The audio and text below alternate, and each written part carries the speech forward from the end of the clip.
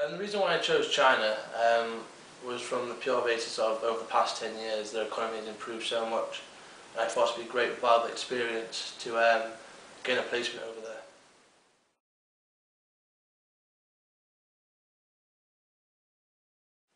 Luckily, in my first 2 years of my degree, I was able to learn Mandarin Chinese.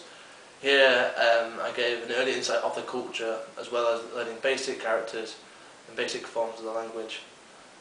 Also, I took a module where I was asked to produce a report comparing the cultural comparisons of the UK and China.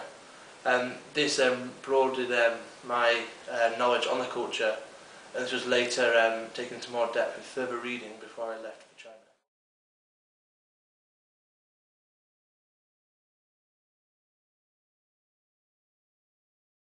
Due to the cultural differences in China, it's hard to approach my managers as the relationship was more formal.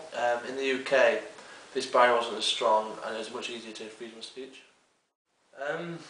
From experience in China, I noticed that China adopt an autocratic approach, this meaning top managers delegate down to the younger subordinates.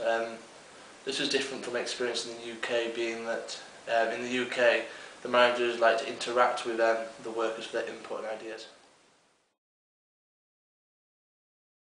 Another difference noticed between China and the UK is that Chinese managers and companies like to build a relationship before all business deals. This is a contrast to the UK, as they want to go straight to the point and complete the deal straight away. During negotiating methods, the UK are to the point and very aggressive. This contrasts a lot with the Chinese approach, as they like to build a relationship first and avoid aggression, and they never say no. They would like to try to find a way around each situation.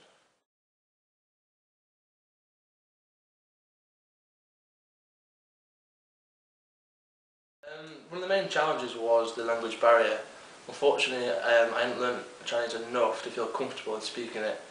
So within the office, a lot of my co-workers were speaking a language that I couldn't recognise. This made me feel quite uncomfortable in the situation. To overcome these language barriers, I continued my study of Mandarin whilst I was in China. This became more beneficial as it gave me extra confidence to willingly more converse with all my colleagues in the office. Another obstacle that I faced when I first started was the lack of responsibility given to me. This was due to my age, and I was new to the company, meaning I had little relationship with managers and co-workers. Luckily, it's the last couple of months of my placement, I was able to build in relationships and give more responsibility and tasks.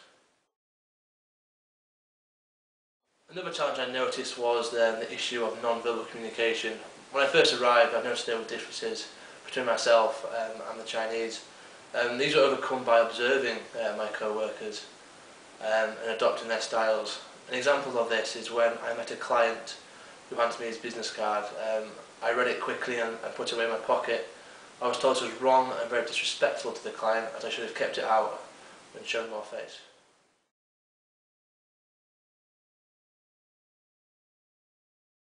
As the Chinese economy is growing so much, partnerships with UK companies, Chinese company, are also increasing at a very high rate.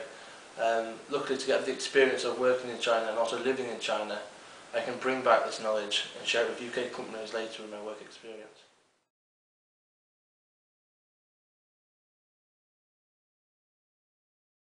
I feel it's very important, as one's understanding of business culture, you also understand how it's run and how they deal with clients.